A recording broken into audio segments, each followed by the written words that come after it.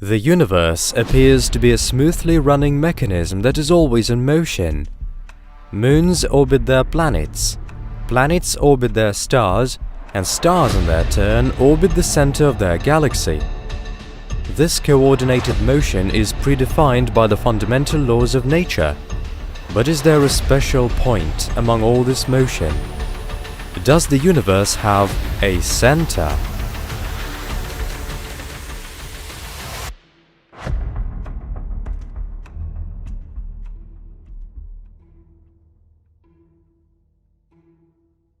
Before we get started, we have to decide what it is we're looking for. What could be called the center of the universe? The central point of the solar system is the common center of the masses of all the objects it is comprised of, which in essence is almost at the center of the Sun. There is a similar central point for the Milky Way and for the Virgo supercluster that our galaxy is part of.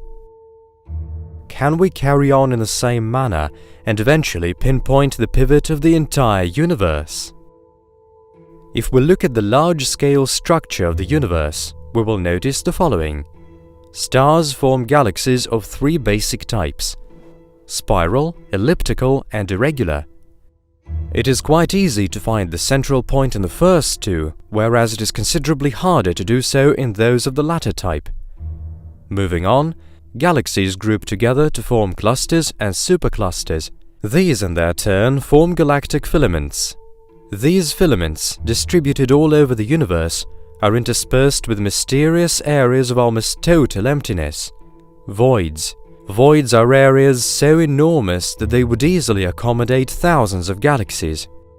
The large-scale structure of the universe is made up of these two global components. By the way, we have a special video about voids, so feel free to check it out if you haven't seen it yet. Now, seen on the scale of hundreds of megaparsecs, the universe turns out to be quite homogeneous. Its makeup resembles a sponge. It goes without saying that there are massive matter flows and points of matter attraction like the dark flow and the great attractor, but their influence is not global enough to make them suitable candidates for the center of the universe. To date, no object has been discovered in the visible universe that would qualify to be the common center of gravity. In fact, if it did exist out there, its influence would be too pervasive not to be noticed. It is actually according to the fundamental cosmological principle that the universe is homogeneous and isotropic. This means that the universe would look the same, irrespective of either the whereabouts of the observer or the direction we choose to look in. The cosmological principle was formulated based on copious observations of remote areas of the universe and is applicable on the scale of hundreds of millions of light-years. If the potential observer on the Earth inquiringly gazed at the universe all round, it would appear to be a sphere with a radius measuring 46 billion light-years, its center being in the solar system. This is the actual distance to the remotest visible object, although it took its light approximately 13.8 billion years to reach our Earth. The sphere is known as the observable universe, or meta-galaxy. However, it would be erroneous to consider our location the center of the universe. This is pretty much like claiming you're in the middle of the planet, when in reality you are simply at the center of a circle drawn by the horizon on the planet's surface all around you. The meta-galaxy has equal chances of being either a small part of the universe or constituting it in its entirety. It is quite impossible at this point to find this out for certain. Let's assume there is no pivot we can pinpoint in the universe today. Perhaps we should try a different tack then. According to contemporary scientific views, the universe was born approximately 13.8 billion years ago as a result of the event generally referred to as the Big Bang.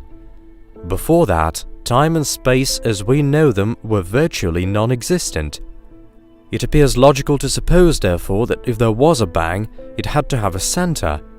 In other words, the starting point of all.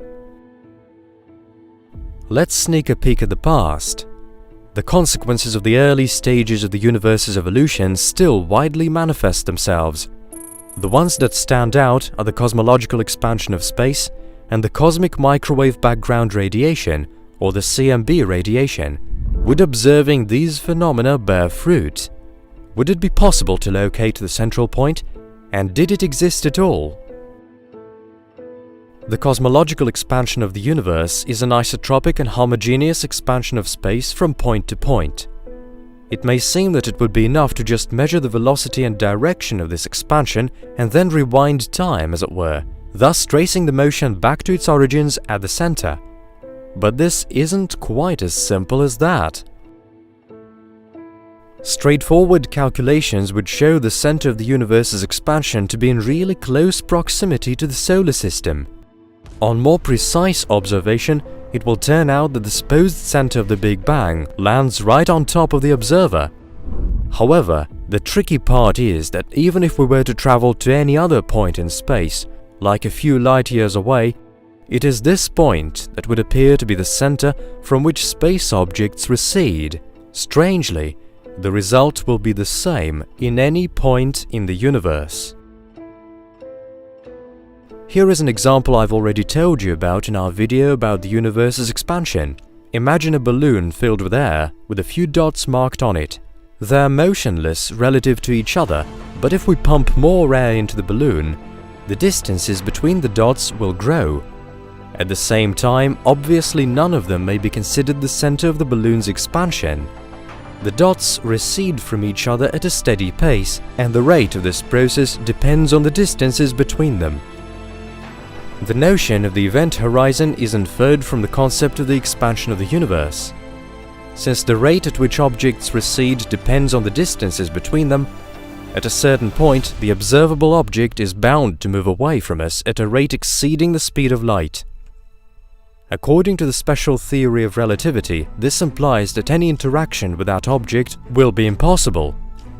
Objects beyond the event horizon are as well as gone for the observer. We will never find out what will happen to them next. In this respect, the universe is a sphere, with the consciously assigned center at the point of observation, and its limit is marked by the event horizon. Different values for its radius may be produced in different models of the universe, but it definitely measures over 14 billion light-years. However, any other point in the universe will have its own event horizon. That is why it would not be fair to favor the position of the observer and see it as the center of the universe. It is hardly necessary to point out that the number of such-like centers would be infinite. So it looks like there is no way we can find the center of the universe with the help of its cosmological expansion. How about relic radiation then?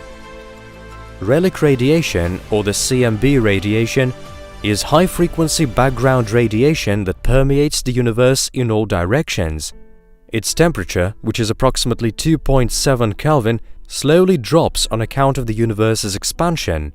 The CMB radiation is an important source of information as it originated in the early stages of the universe's evolution as a result of massive recombination of protons. Relic radiation used to be considered homogeneous and isotropic for a long time. This means that a detector at any point in the universe and aimed in any direction should show the same density of the radiation. However, in recent years, quite a few areas were found not to conform to this rule. It is the case with voids, for example. The CMB temperatures in these dark areas are minuscule portions of a Kelvin lower than the CMB temperature in the rest of space. There are other areas in the universe where the cosmic microwave background is anything but isotropic. For instance, photons may be swallowed up by a cloud of hot gas or may end up in a powerful gravitational field. Besides, as the Sun, along with all of its planets, goes round the center of the Milky Way, this motion causes the CMB spectre to shift depending on the direction of measurement. To put it simply, the Earth moves away from the CMB radiation flow aimed at its back, as it were, while meeting the CMB radiation flow aimed at its front. This produces the Doppler effect that causes the observed radiation to shift to the red or the blue band, respectively. Still, all cases of manifested anisotropy of the CMB are secondary. They are the consequences of the interaction between the CMB radiation and heavy objects, or alternatively voids. According to contemporary science, there may well have been primary deviations that occurred in the earliest stages of the universe's expansion. If they were to be discovered, they would make a great source of valuable information about events taking place in the first seconds after the birth of space and time as we more or less know them. Unfortunately, primary anisotropy of the CMB radiation hasn't been discovered experimentally yet. To sum up, on balance, no point in space should be considered its center. The expansion of the universe occurs simultaneously across its entire infinity, and no special area can be realistically and accurately singled out. On the ultimate global level, there isn't a single mass center that could play the role of the pivot with all other space rotating on it. However, this mysterious place may well exist, but too far away from us. The dimensions of the universe still haven't been gauged with a satisfying degree of accuracy, since even the latest cutting-edge measuring equipment produced by the human civilization isn't able to reach beyond the event horizon. The part of space that can be observed by us may well be a minuscule droplet in comparison with the rich ocean of the universe.